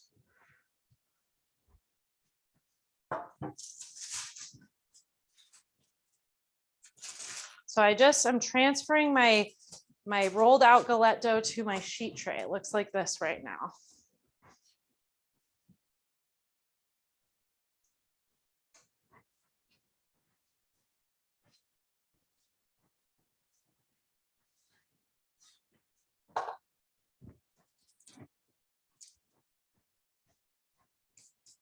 So give me a thumbs up when you got your galette dough on your sheet tray.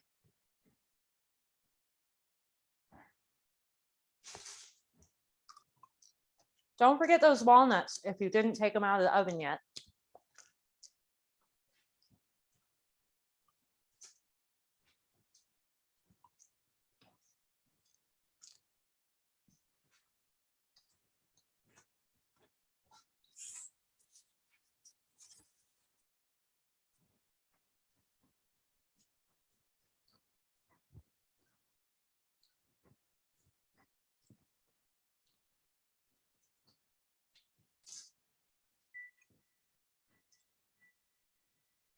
That was my oven just telling me it's up to 425, just in time.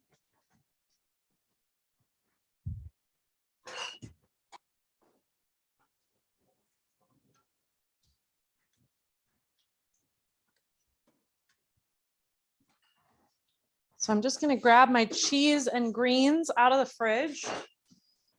And I'm going to place my cheese in the center of the galette. I don't want to go all the way out to the edges. I want to leave about 1 inch or 2 of room around the edge of the galette so we can fold it in and make it look pretty. So I'm just transferring my cheese and I'm going to kind of place it, kind of smear it into a nice circle, leaving about 2 inches around the edge of the galette.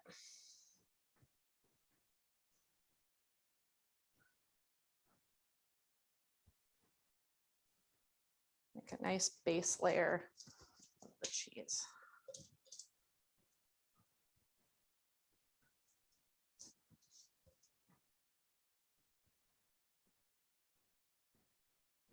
So this is what my galette is looking like so far.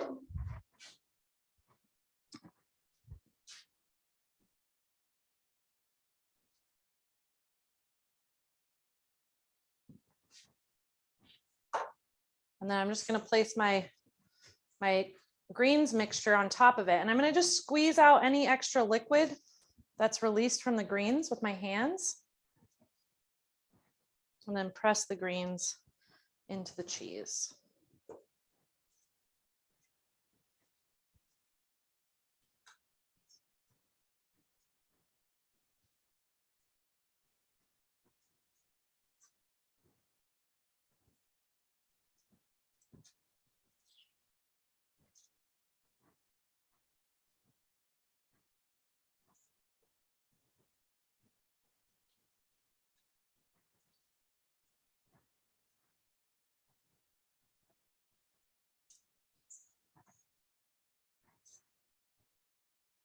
all those grains on there.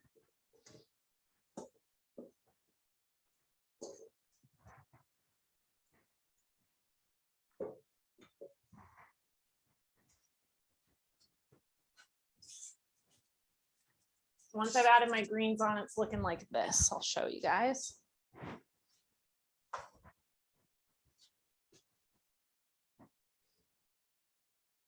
I got a little messy on the side here, just where I was transferring it, but I just placed them right on top of the cheese. And then, whoopsie. Then we're just going to be folding our galette crust over to kind of secure the filling. And I do it in little sections, kind of pinching and folding as I go. So it's looking like this.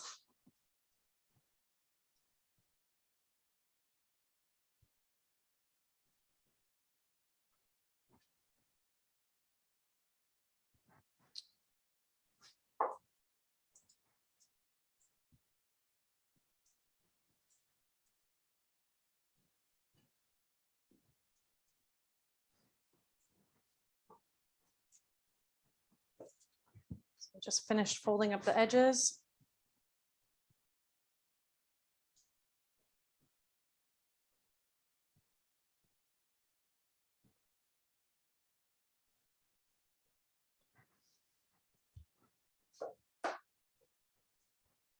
Oh, Luigi. Come here. Can you? Right there.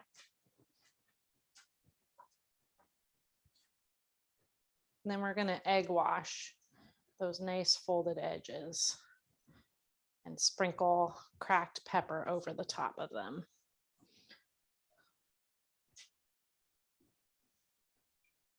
Let me know if you're having any issues with any of this.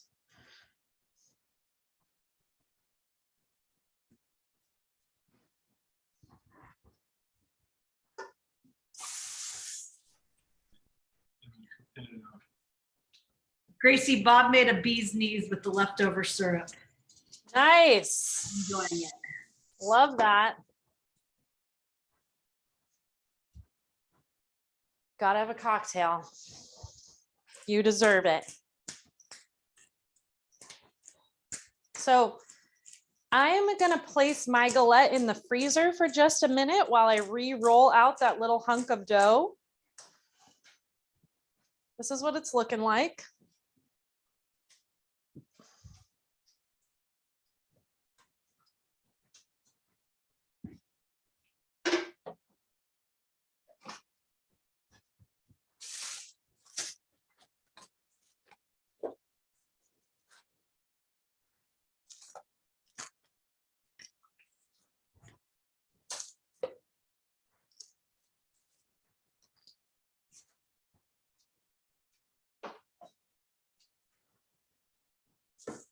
Freezing pie crust before you bake it always helps that butter get chilled back down, and so it helps you get flakier layers.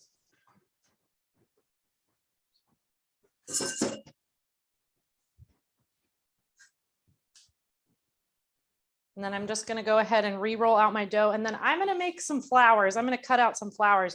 You guys can get creative with your re-roll dough. You can cut out whatever shape you want. I'm just going to cut out like little petal shapes and then kind of fan them around each other in the center of the galette. This is just a good chance to get kind of playful with our little excess dough.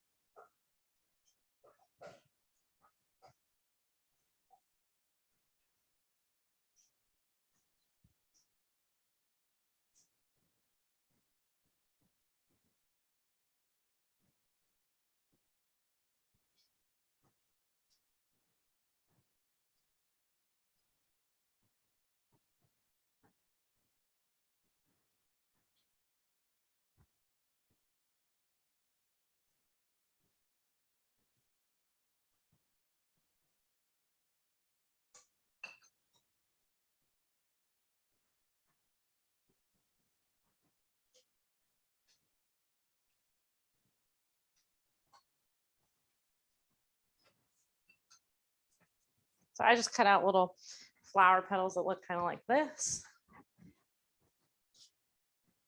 And then I'm just going to kind of spiral them around in the center of my galette, and I'll brush them with a little egg wash, a little cracked pepper, and then it can go right in the oven.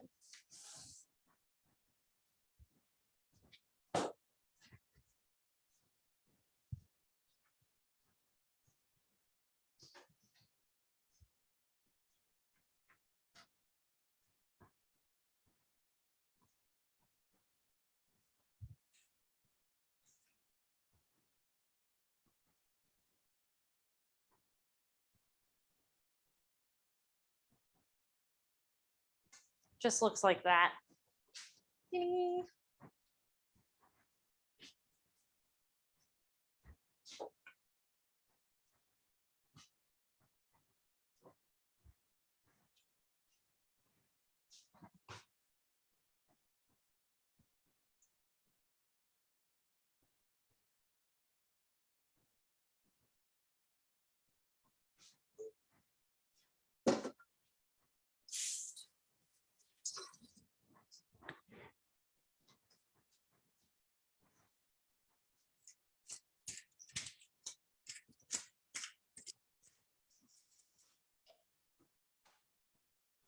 In she goes.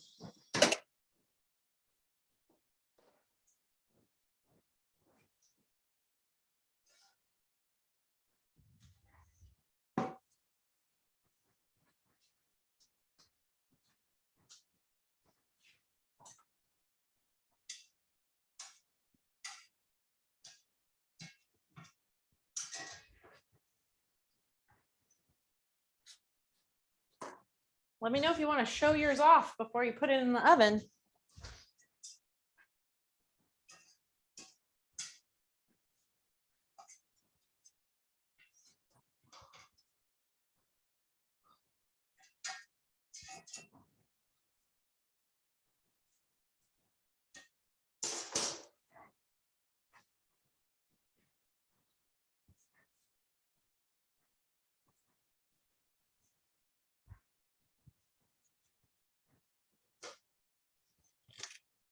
And once we've got that galette in the oven, we can take a couple minutes. It's probably going to take 35 to 40 minutes for your galette to be done.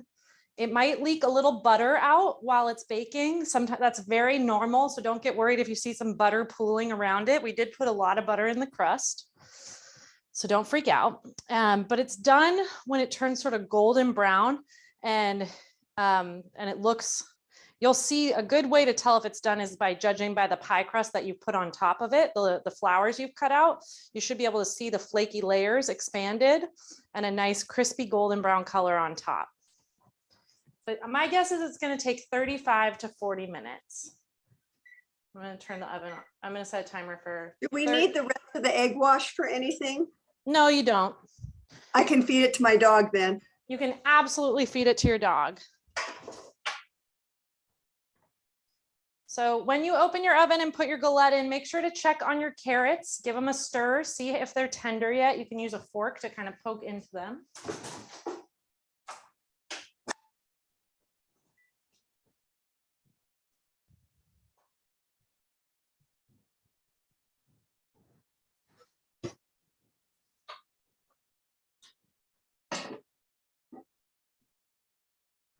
My carrots are getting real close. Some of the tiny ones are definitely done.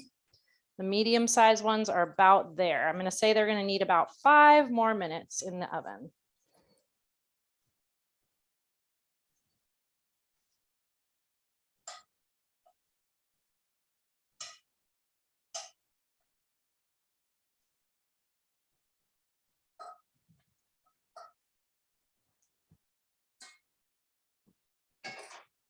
So let's tidy up, then we'll make our yogurt dressing, and then we're going to plate our finished salad. Or I'll demonstrate plating one salad so you guys know, in case you want to wait till your galette is fully ready before you serve dinner. You don't have to plate the salad and eat it first, but if you want to course the meal, your galette will probably be done by the time you're done eating your salad.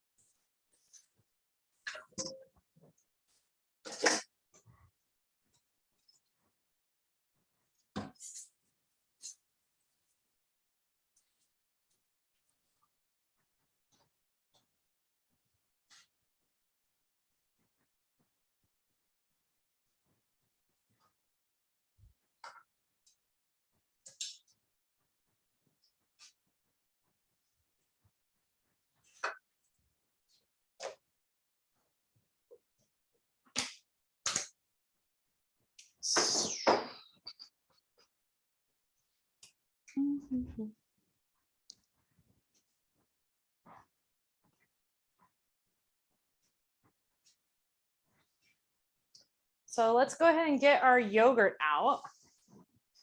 And we're gonna put a cup of yogurt into a bowl. Is everybody ready for that? Everybody got their galette in the oven? Am I rushing you? We're good. We're looking good.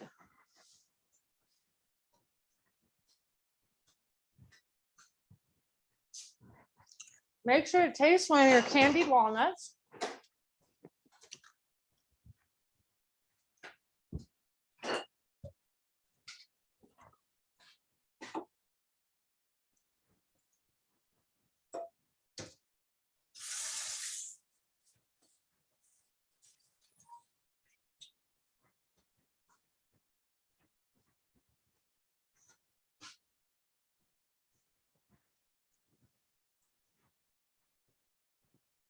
So we're going to put a cup of yogurt along with our mint into our yogurt.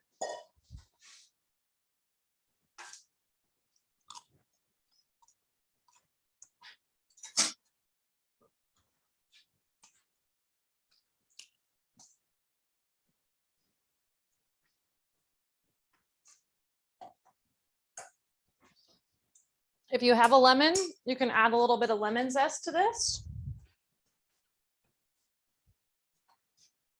If you don't have a lemon, no worries.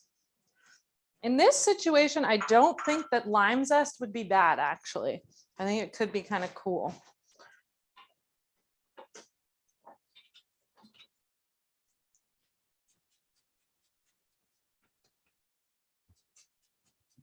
About a teaspoon's worth of lemon zest.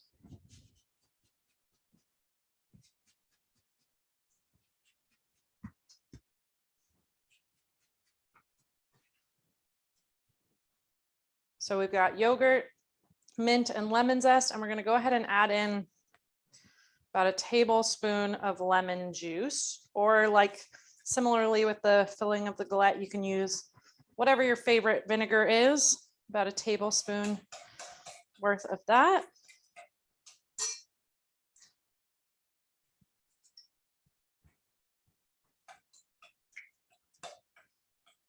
And this should be kind of thick. We don't want to thin it out too much.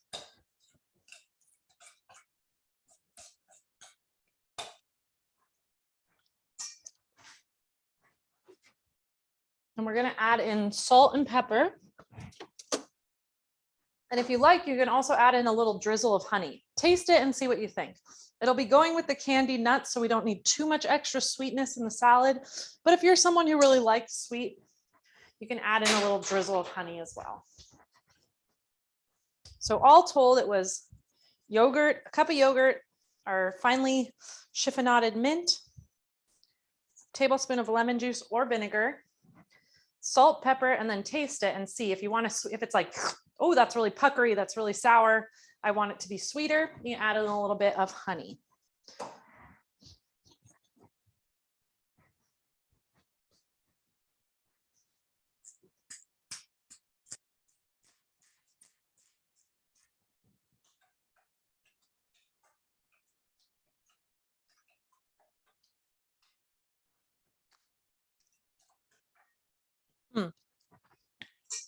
It's very simple.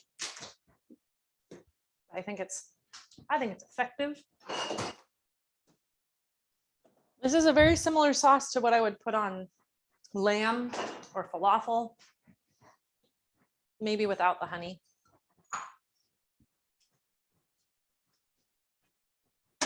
Really nice on grilled eggplant.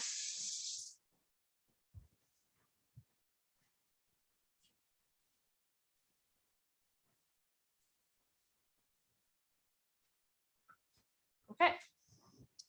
Now we're coming close to the end of class, so I want to show you how I am going to plate this salad. So I'm going to go into my oven and just grab my little carrots so I can demonstrate this. If you have carrots that are not yet cooked through yet, you just let your carrots keep cooking until they're done. I'm going to grab a couple carrots out so I can show you how I want to plate this salad.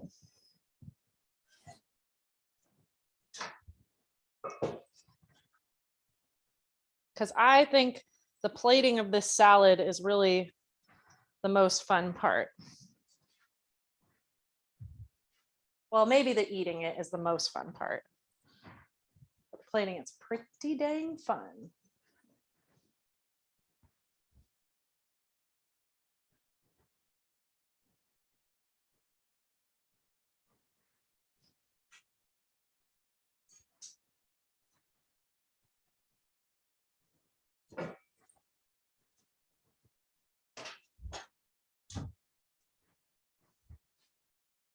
All right, you ready for this?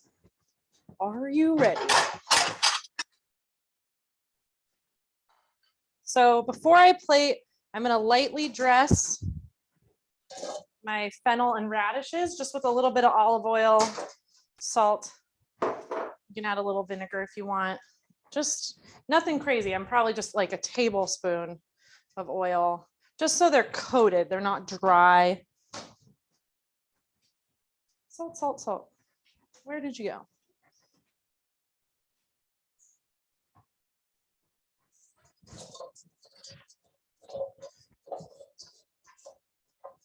Okay.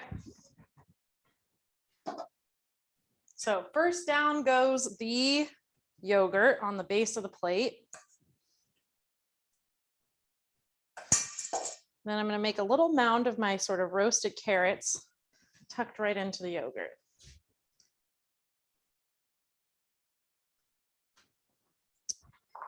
Then I'm going to go ahead and like make a line of the beautiful fennel and radishes over the top.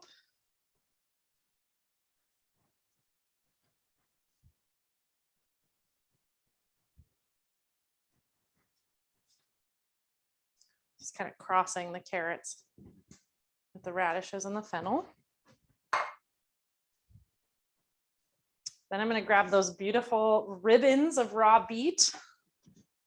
And I'm going to kind of play with them. I'm going to spiral them. I'm going to like kind of twirl them into little rolled spirals and place them kind of in this salad. So they kind of showcase there. I'm going to tuck them in. Some of them are going to kind of be fun over the top, loose.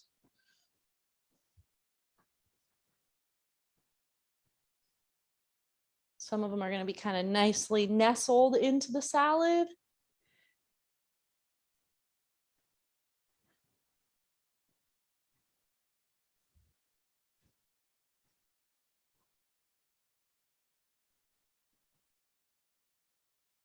You can have fun here, really make it playful, however you think looks beautiful.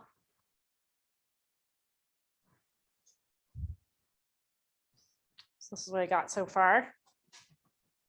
It's like a little landscape of beets and radishes. And then I'm going to top it with some of those beautiful microgreens that we got.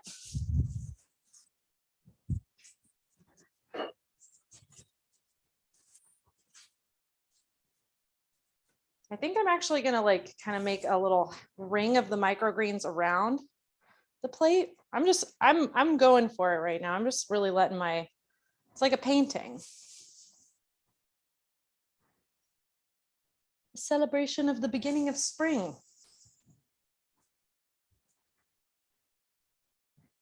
Then you got those candied walnuts too.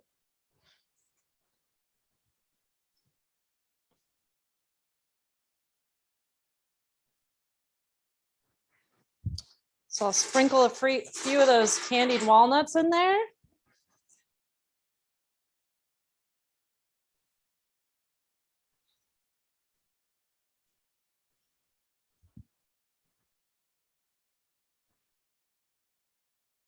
Oh man, this is looking pretty cool.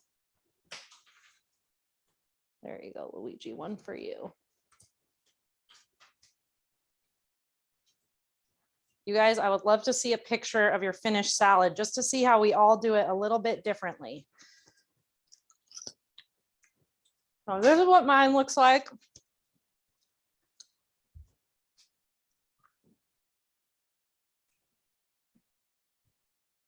Ta-da.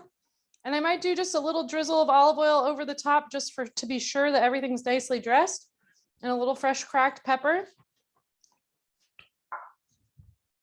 But yeah, have fun with it. Anybody want to share their plated salad?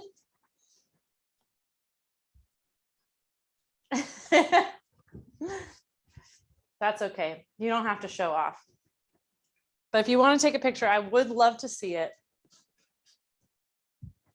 That's the class, guys. So before we adjourn, I just want to make sure everybody's feeling good about what's to come. If you have a hot bottom of your oven and the galette's on the bottom rack, make sure you turn it sort of halfway through. Don't be scared if there's butter leaking out of the dough a little bit. So once the galette comes out of the oven, we just let it sit and cool for a few minutes and then slice it. Exactly.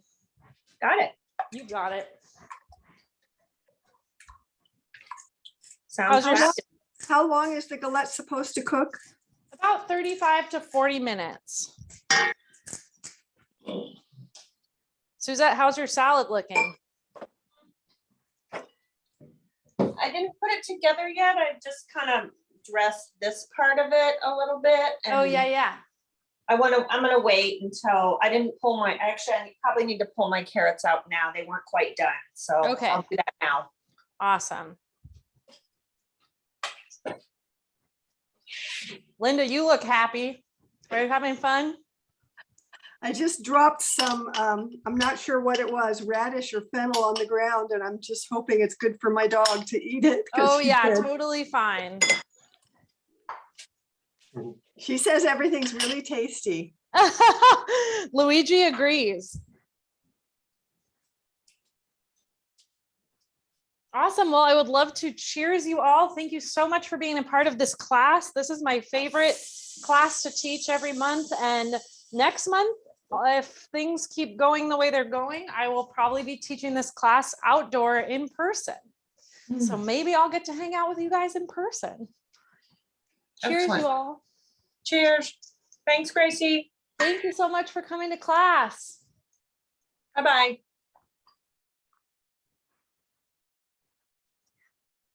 Thank Oh, you. that looks great, Mindy. It's beautiful. Awesome. All right, I'll send you all this recording. All right, Bob. Nice. Looking good. Love it. I can take no credit for that one. Oh, Casey. Good night. Thank Good you. night. Bye. Good night.